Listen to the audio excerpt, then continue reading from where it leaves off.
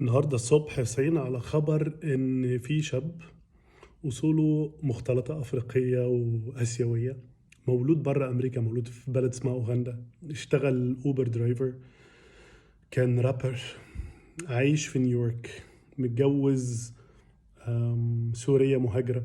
يعني عيلته كلها من المهاجرين، جاي من very humble background. تم انتخابه عمدة لأقوى مدينة في أمريكا، مدينة المال والصناعة والفلوس، المدينة اللي فيها أكبر جالية يهودية برا تل أبيب، المدينة اللي منها دونالد ترامب بنفسه.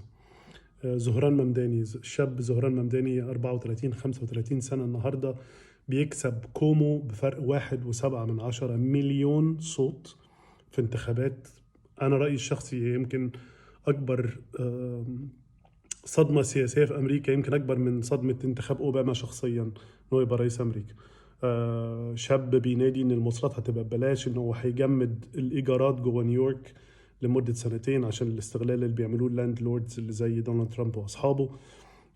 راجل بيتكلم إن هو هيعمل تشايلد كير للموظفين، راجل هياخد باله من كل الأقليات اللي عايشة هناك وبيتكلم باسمها.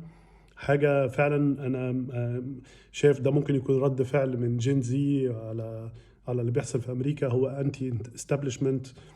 لو بصيت فيها بطريقة مجردة هتلاقيه شبه جدا دونالد ترامب.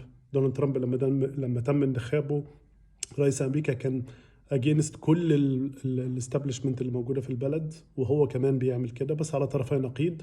دونالد ترامب اليمين وهو اليسار. دونالد ترامب بيقول عليه ان هو شيوعي كوميونست، وهو بيعرف نفسه ان هو سوشيال ديموكرات. هنشوف الفتره الجايه يحصل ايه. يعني في الصوره الكبيره دي النهارده كمان تم انتخاب حاكمه لفرجينيا جديده، حاكمه ديمقراطيه ضد دونالد ترامب، على عكس البلد اللي بيحكمها جمهوريين بقى لهم 4 سنين. هل ده رد فعل على اول سنه من ترامب؟ هل ده رد فعل الجنريشنز الجديده عن الاستابليشمنت اللي كانت بتحكم امريكا لمده طويله قوي بقوانينها؟ محدش عارف. بس فعلا يعني خبر كويس على الصبح.